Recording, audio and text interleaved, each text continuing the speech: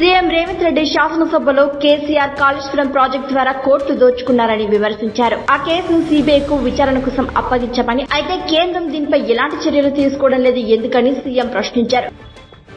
తెలంగాణ శాసనసభ తల్లిదండ్రుల సంరక్షణ ఉద్యోగుల బాధ్యత బిల్లును ఆమోదించింది. సీఎం రేవంత్ రెడ్డి వృద్ధ తల్లిదండ్రులకు పిల్లలు అండగా ఉండడం చట్టం సమాజంలో బాధ్యతను పెంపొందిస్తుందని చెప్పారు. తల్లిదండ్రులను చూసుకునే వ్యక్తిని సమాజం బహిష్కరించి ఈ చట్టం సామాన్యులకే కాకుండా ప్రభుత్వ ఉద్యోగులకు, ప్రజాప్రతినిధులకు కూడా వర్తిస్తుందని చెప్పారు. హరీష్ రావు రేవంత్ రెడ్డి తనపై అసెంబ్లీలో చేసిన వ్యాఖ్యలపై ప్రతిస్పందిస్తూ తన కుటుంబంపై ఆరోపణలు చేసినట్లయితే హౌస్ కమిటీ ఏర్పాటు చేసి విచారించమని, రేవంత్ రెడ్డి సోదరులు ఆయన బామ్మర్ది సుజన్ రెడ్డి చేసిన ఆక్రమణలపై కూడా హౌస్ కమిటీ వేయడానికి సిద్దమైతేనే తాను కూడా విచారణకు సిద్దమేనని అన్నారు. తెలుగుదేశం పార్టీ 44వ ఆవిర్భావ దినోత్సవ వేడుకలో సీఎం చంద్రబాబు మాట్లాడుతూ టీడీపీ కార్యకర్తలు చేసిన త్యాగాలను గుర్తించాలని, వాటిని మరవకూడదని అన్నారు. ఎన్ని సంక్షోభాలు వచ్చినా టీడీపీ గెలవాలనే తీరును మనం పాటించాలని, రాజధాని కోసం రైతులు ఇచ్చిన భూములు పార్టీపై ఉన్న నమ్మకానికి నిదర్శనమన్నారు. పార్టీ బలంగా ఉంటేనే రాష్ట్రం బలంగా ఉంటుంది. పార్టీ విజయమే రాష్ట్ర విజయమని అన్నారు. ప్రధాని నరేంద్ర మోదీ ప్రపంచ యుద్ధాలు, ఇంధన సంక్షోభంపై చర్చించారు. తప్పుడు ప్రచారాలను నమ్మకూడదని అన్నారు. గల్ఫ్ దేశాల్లో ఉన్న ప్రవాస భారతీయులకు ప్రభుత్వ సహాయానికి కృతజ్ఞతలు తెలిపారు. ఇంధన సరఫరాల ఉద్రిక్తతలో పెట్రోల్, డీజిల్ సంక్షోభం ఉందని, ప్రజలు కోవిడ్ సమయంలో సంక్షోభాన్ని ఎదుర్కొన్నట్టుగా ఇప్పుడు కూడా ఐక్యతతో ఉండాలని మోదీ పిలుపునిచ్చారు.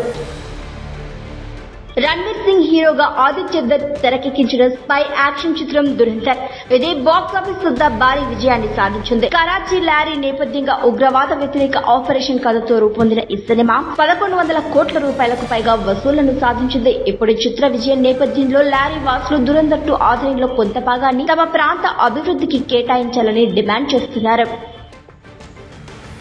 బాలీవుడ్ హీరో అక్షయ్ కుమార్ వీఎఫ్ఎక్స్ మరియు ఏఐ సహాయం లేకుండా నిజమైన యాక్షన్ సినిమా చేయాలని కోరుకుంటున్నట్లు తెలిపారు. ప్రస్తుత యాక్షన్ సన్నివేశాలు వాస్తవికతకు దూరంగా కృత్రిమంగా ఉంటున్నాయని అసంతృప్తిని వ్యక్తం చేశారు. ఆయన స్వయంగా ఫైట్ సీన్స్ చేసి నిజమైన యాక్షన్ చూపించాలని అనుకుంటున్నట్లు తెలిపారు.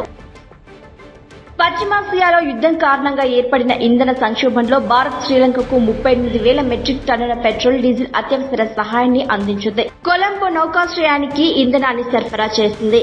శ్రీలంక ప్రభుత్వం భారత్ కు కృతజ్ఞతలు తెలిపింది. అమెరికా అధ్యక్షుడు డొనాల్డ్ ట్రంప్ అనుసరిస్తున్న విధానాలకు వ్యతిరేకంగా న్యూయార్క్ నగరంలో 3వసారి నో కింగ్స్ ర్యాలీ జరిగింది. ఇరాన్ యుద్ధం మరియు దేశీయ రాజకీయాల్లో ట్రంప్ ఏకపక్ష నిర్ణయాలను నిరసిస్తూ వేలాది మంది పౌరులు ప్లకార్డులతో నిరసన తెలిపారు. అమెరికాలోనే కాకుండా ఐరోపాలోని లండన్, ప్యారిస్, రోమ్లో ట్రంప్ విధానాలపై నిరసనలు జరిగాయి.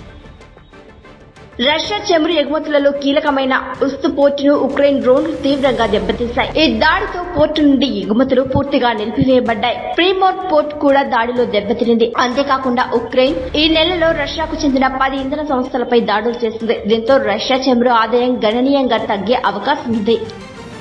మరిన్ని ట్రెండింగ్ వీడియోల కోసం న్యూస్ 18 తెలుగు యూట్యూబ్ ఛానల్ ను సబ్స్క్రైబ్ చేసుకోండి.